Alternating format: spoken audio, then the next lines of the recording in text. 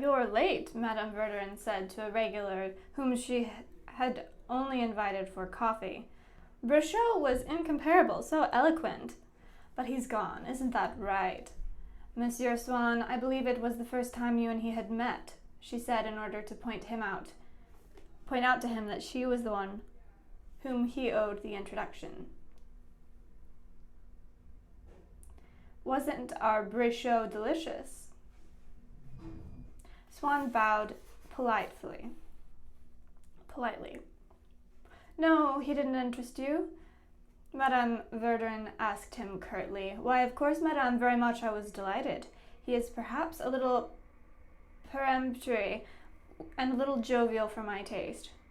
I would like to see some hesitation, some gentleness now and then, but one senses that he knows so many things, and he seems like an all-round, decent man.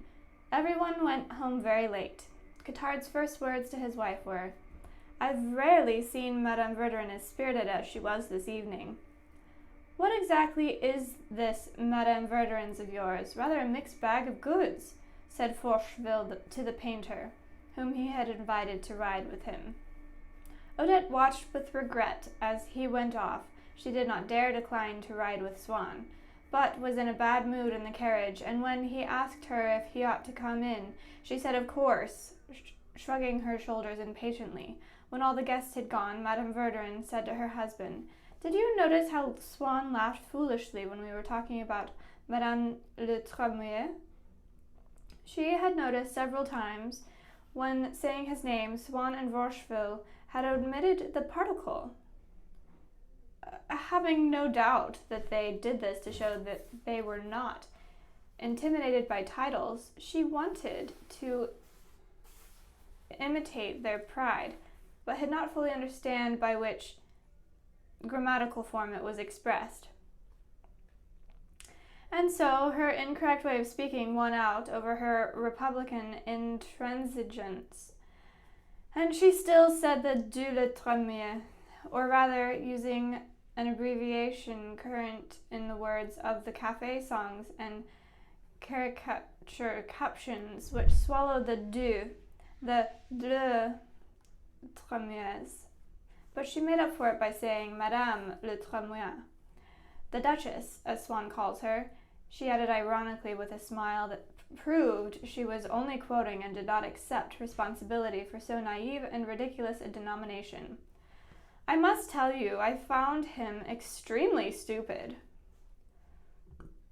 And Monsieur Verdurin answered her, He's not direct, he's cunning, always betwixt and between. He's a fellow who's always wanting to run with the hare and hunt with the hounds. How different from Forcheville. There's a man who at least tells you fair and square what he's thinking. You either agree with him or you don't. He's not like the other, neither fish nor fowl. Anyway, Odette really seems to prefer Forcheville, and I think she's right. And then, also, since Swann wants to play the social man with us, defender of duchesses, at least the other has his own title. He's still the Comte de Forcheville, he added delicately, as if well informed about the history of that dignity. He was scrupulously weighing its particular value. I must tell you, said Madame Verdurin, that he felt called upon to direct some venomous and quite ridiculous insinuations against Brichot. Naturally, since he saw that Brichot was well liked in this house, it was his way of attacking us, of disparaging our dinner party. What I suspect is he's sort of a good friend who says nasty things about you on his way out. But that's what I told you, answered Monsieur Verdurin. He's a typical failure, a little fellow envious of anything that's at all big. In reality, there was not one of the faithful who was not more malicious than Swann, but they took all care to season their slander with familiar jokes, with little hints of anxiety and cordiality, whereas the slightest reserve that Swann allowed himself, omitting such conversational formulas as "Now, I didn't mean to say anything bad," to which he did not deign to stoop, seemed perfidious. There are authors of true originality in whom the least boldness offends because they have not first flattered the taste of the public and have not served it the commonplaces which it is used to. It was the same way that Swann roused Monsieur Verdurin's indignation. In Swann's case, as in theirs, it was the novelty of his language that convinced one of the darkness of his intentions. Swann was still unaware of the disgrace that threatened him at the Verdurins, and continued to regard all their absurdities in a favorable light with the eyes of his love. Most of the time, at least, he met Odette only in the evening, but during the day, though he was afraid of causing her to become tired of him by going to her house, he wanted at least not to cease to occupy her thoughts, and was always looking for an opportunity of involving himself in them, but in that way that would be pleasant for her. If in the window of a florist or a jeweler the sight of a shrub or a jewel charmed him, instantly he would think of sending it to Odette, imagining that the pleasure it had given him would be felt by her too, increasing her affection for him. And he would immediately have it delivered to the Rue Le Perros, so as not to delay the moment when, because she was receiving something from him, he would feel he was in some way close to her. He especially wanted her to receive it before she went out, so that the gratitude she felt would win him a more tender welcome when she saw him at the Verdurins, or even, who knows, if the shopkeeper was prompt enough, perhaps a letter which she would send him before dinner, or her arrival in person at his house, in a supplementary visit to thank him. Just as he once tested Odette's nature for a reaction of resentment, so now he sought by reaction of gratitude to extract from her intimate particles of feeling that she had not yet revealed to him. Often she had money troubles, and hard-pressed by a debt would ask him for help. He was happy about that, as about everything that he could give Odette a strong impression of love that he had for her, or simply a strong impression of his influence, how useful he could be to her. No doubt if someone had said to him in the beginning, "It's your position that attracts her, and now it's because of your wealth that she loves you," he would not have believed it, and would not have minded very much that people imagined she was attracted to him, that people felt they were joined together by something as powerful as snobbishness or money. But even if he had thought it was true, perhaps he would not have been hurt by discovering within Odette's love for him that mainstay more durable than his charm or the good qualities she might find in him, namely self-interest. A self-interest that would prevent the day ever coming when she would be tempted to stop seeing him. For the moment, by overwhelming her with presents, by doing her favors, he could rely upon advances extrinsic to his person, his intelligence, to take over from him the exhausting responsibility of pleasing her by himself. And as for the pleasure of being in love, of living by love alone, the reality of which he doubted at times, it was increased in value for him as dilettante of immaterial sensations by the price he was paying her for it. As we observe that people who are uncertain whether the sight of the sea and the sound of its waves are delightful convince themselves of it, and also of the exceptional quality and disinterest of their own taste, by paying 100 francs a day for a hotel room that allows them to experience that sight and that sound. One day, when reflections of this kind were leading him back once again to the memory of the time when people had described Odette to him as a kept woman, and when he was amusing himself yet again by contrasting that strange personification, the kept woman, an iridescent amalgam of unfamiliar and diabolical elements, set like some apparition by Gustave Moreau among venomous flowers interwoven with precious jewels, with the Odette on whose face he had seen the same feeling of pity for a sufferer, revolt against an injustice, gratitude for a favor, that he had seen in earlier days on his own mother's face and on the faces of his friends. The Odette whose conversation had so often turned on the things he knew best himself, on his collections, his room, his old servant, the banker who looked after his securities. It happened that this last image of the banker reminded him he would have to call on him soon to draw some money. In fact, if this month he was less liberal when helping Odette out of her material difficulties than he had been the month before, when he had given her 5,000 francs, and if he did not present her with a diamond riviere that she wanted, he would not reawaken her admiration for his generosity, her gratitude, which made him so happy, and he would risk even making her think that his love for her, as she saw its manifestations become less abundant, had diminished. Then suddenly he wondered if this was not precisely what was meant by keeping her.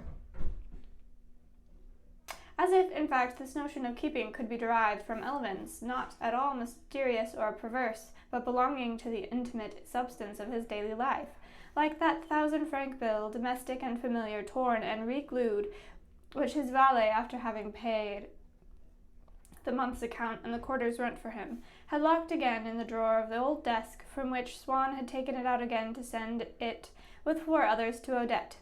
And if one could not apply to Odette, starting from when he had come to know her, because he did not for a moment suspect that she could ever have received money from anyone before him, those words which he had believed so irreconcilable with her kept woman.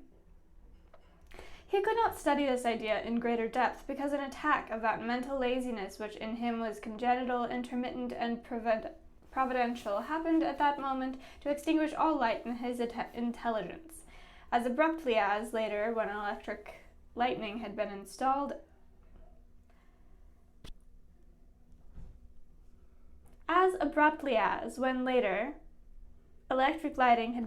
everywhere, one could cut off the electricity in a house. His mind groped for a moment in the darkness. He took off his glasses, wiped the lenses, passed his hand over his eyes, and saw the light again only when he found himself in the presence of an entirely different idea, namely that he ought to try to spend 6,000 or 7,000 francs to Odette next month instead of 5, because of the surprise and pleasure it would give her. In the evening, when he did not stay at home waiting for the hour when he would meet Odette at the Verdurins, or rather in one of the summer restaurants they favored in the Bois, and especially at St. Cloud, he would go out and dine in one of those elegant houses where he had once been a habitual guest at table. He did not want to lose touch with people who, one could never tell, might perhaps be useful to Odette one day, and through whom, in the meantime, he often succeeded in pleasing her. Also, his long habit of society, of luxury, had given him, at the same time as a disdain for them, a need for them, so that by the time he had come to regard the most modest houses as exactly on a par with the most princely, his senses were so accustomed to the latter that he experienced some indisposition at finding himself in the former. He had the same esteem, identical to a degree they could not have believed, for a petit bourgeois family, which asked him up to a dance on the 5th floor, stairway D, left at the landing, as for the Princess of Parma, who gave the finest parties in Paris. But he did not have the feeling of being actually at a ball while standing with the fathers in the bedroom of the mistress of the house, and the sight of the washstands covered with towels, of the beds transformed into cloakrooms, their coverlets piled with overcoats and hats, gave him the same stifling sensation that people today, who are used to 20 years of electricity, may experience at the smell of a lamp blackening or a night lamp smoking. On the days when he dined in town, he would have the horses harnessed for 7:30. He would dress while thinking about Odette, and so would not be alone, because the constant thought of Odette would give to the moments in which he was away from her the same particular charm as to those in which she was there. He would get into his carriage, but he would feel that this thought had leaped into it at the same time and settled on his knees like a beloved pet which one takes everywhere and which he would keep with him at the table, unbeknownst to the other guests. He would strike it, warm himself at it, and, experiencing a sort of languor, yield to a light quivering that tensed his neck and his nose, and was new to him, all the while fastening the bunch of columbines in his buttonhole. Having felt unwell and sad for some time, especially from the time that Odette had introduced Forcheville to the Verdurins, Swann would have liked to go and rest a little in the country, but he would not have the courage to leave Paris for a single day while Odette was there. The air was warm. These were the finest days of spring, and though he might cross a city of stone to immure himself in some town house that was constantly before his eyes, was a park that he owned near Cambrai, where from 4 o'clock on, before reaching the asparagus patch, because of the wind that comes from the fields of Méséglise, one could savor as much coolness under an arbor as at the edge of the pond, encircled by forget-me-nots and gladioli, and where, when he dined, it was at a table around which ran red currants and roses intertwined by his gardener. After dinner, if the appointed meeting time at the Bois or St. Cloud was early, he would leave as soon after getting up from the table, especially if rain was threatening to fall, and make the faithful go home early. That once the Princess de Lambs, at whose home they had dined late and whom Swann had left before coffee was served in order to join the Verdurins on the island in the Bois, had said, "Really, if Swann were 30 years older and had bladder trouble, one would excuse him for running off like that. But the fact is, he doesn't care what people think." He told himself that the charm of springtime, which he could not go down to enjoy at Cambrai, he could at least find on the Isle du Singe or at St. Cloud. But since he could think only about Odette, he did not even know if he had detected the smell of the leaves, if there had been any light from the moon. He was greeted by the little phrase from the sonata, played in the garden of the restaurant piano. If there was no piano there, the Verdurins would take great pains to have one brought down from a bedroom or dining room. It was not that Swann had come back into favor with them, on the contrary, but the idea of organizing an ingenuous pleasure for someone, even for someone they did not like, fostered in them during the time required for these preparations exceptional and ephemeral feelings of warmth and cordiality. Now and then he would say to himself that another spring evening was passing. He would force himself to pay attention to the trees, the sky, but the agitation with which Odette's presence filled him, and also a slight feverish indisposition that had hardly left him for some time now, denied him the sense of calm and well-being which is the indispensable background to the impressions we derive from nature. One evening, when Swann had agreed to dine with the Verdurins, he had just mentioned during dinner that the next day he was going to attend a banquet for old comrades. Odette answered him across the table, in front of Forcheville, who was now one of the faithful, in front of the painter, in front of Cottard. "Yes, I know you have your banquet, so I won't see you until I get home, but don't be late." Even though Swann had never become very seriously offended by Odette's friendliness towards one or another of the faithful, he felt an exquisite pleasure on hearing her thus confess, in front of everyone, with such a calm lack of modesty, to their regular meetings every night, his privileged position in her house, and the reverence for him, and the preference for him which it implied. Of course, Swann had often reflected that Odette was no way a remarkable woman, and the ascendancy he exerted over a creature so inferior to him was not something that ought to appear to him so flattering to seek proclaimed to all the faithful. But from the time he had first noticed that many men found Odette an enchanting and desirable woman, the attraction her body had for them had awoken in him a painful need to master her entirely, even the smallest parts of her heart, and he had begun to set an inestimable price on those times spent in her house at night, when he would sit her on his knees, make her say what she thought of one thing or another, when he would count up the only goods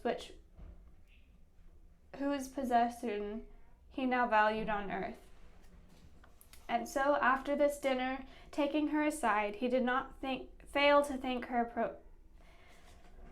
effusively, endeavoring to teach her, according to the degree of gratitude he displayed to her, the scale of pleasures that she could give him, the highest of which was to guarantee him, during the time that his love should last, and make him vulnerable to them, protections from the assaults of jealousy. When he came away from the banquet the next day, it was pouring rain, and all he had was his Victoria. A friend offered to drive him home in his coupe, and because Odette, since she had asked him to come, had given him the assurance that she was not waiting for anyone else, it was with a tranquil mind and a happy heart that, rather than set off in the rain like this, he would have gone back home to bed. But perhaps, if she saw that he did not seem anxious to spend the last part of every evening without exception in her company, she might neglect to reserve it for him, precisely the one time he particularly desired it. He reached her house after 11 o'clock, and as he was apologizing for not being able to come earlier, she complained that it was indeed very late. The storm had made her unwell, she had a headache, and warned him that she would not keep him more than half an hour. That at midnight she would send him away, and soon afterwards she felt tired and wanted to go to sleep. "So no cattleyas tonight," he said to her, after I was hoping so for a nice little cattleya. And a little sulky and irritable, she answered, No, darling, no cattleyas tonight. You can see I'm unwell. It might have done you good, but I won't insist." She asked him to put out the light before he went. He himself closed the curtains of the bed and left. But when he was back at home, the idea came to him abruptly that perhaps Odette had been waiting for someone else that night, had only pretended to be tired, and had asked him to put out the light only so that he would believe she was going to sleep. That as soon as he left, she had put on the light and let in the man who was going to spend the night with her. He looked at the time. It was about an hour and a half since he had left her. He went back out, took a hackney carriage, and stopped it close to where she lived, in a little street at right angles to one which lay behind her house, into which he sometimes went, to knock at her bedroom window so that she would come and open the door for him. When he got out of the carriage, the neighborhood was dark and deserted. He had only to walk a few steps, and he came out almost opposite her house. Amid the blackness of all the windows in the street, in which the lights had long since been put out, he saw just one from where it spilled out, between the shutters which pressed its mysterious golden pulp, the light which filled the bedroom, and which, on so many other evenings, as soon as he saw it when he came into the street, lifted his spirits and announced to him, "She's waiting there for you," and now which tortured him by saying, "She's there with a man she was waiting for." And he wanted to know who it was, so he slipped along the wall as far as the window, but between the oblique slats of the shutters he could see nothing.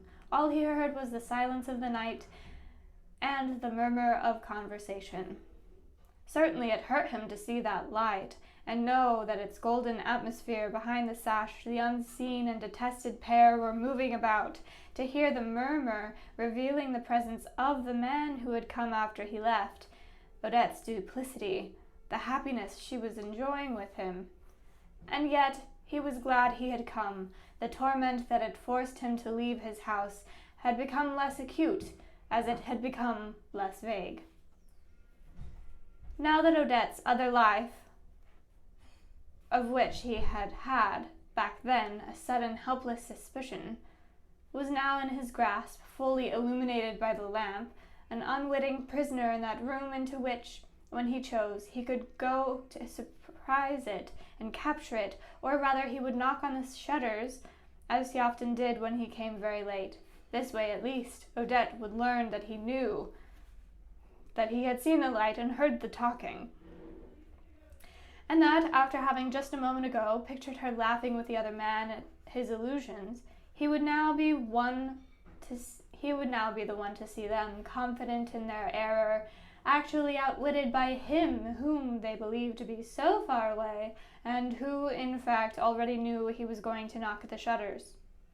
And perhaps what he was feeling at this moment, which was almost pleasant, was also something different from an assuaging of a doubt and a distress. It was a pleasure in knowledge. If, ever since he had fallen in love, things had regained for him a little of the delightful interest they had once had for him, but only in so far as they were illuminated by the memory of Odette, now it was another of the faculties of his studious youth that his jealousy revealed. A passion for truth. But for a truth that was likewise interposed between him and his mistress, taking its light only from her. A completely individual truth whose sole object of an infinite value and almost disinterested in its beauty was Odette's actions, her relationships, her plans, her past. At all other periods in his life, the little everyday words and deeds of a person had always seemed worthless to Swann if someone conveyed them to him as the subject of a bit of gossip. He found such gossip meaningless, and while he listened to it, only the most vulgar part of his attention was interested.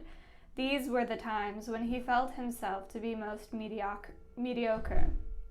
But in this strange phase of love, an individual person assumes something so profound that the curiosity he now felt awakening in him concerning the smallest occupations of this woman was the same curiosity he had once had about history, and all these things that would have shamed him up to now, such as spying tonight outside a window, tomorrow perhaps, for all he knew, cleverly inducing neutral people to speak, by bribing servants listening at doors, now seemed to him to be fully as much as they were the deciphering of texts, the weighing of evidence, and the interpretation of old monuments, merely methods of scientific investigation with a real intellectual value and appropriate to a search for the truth.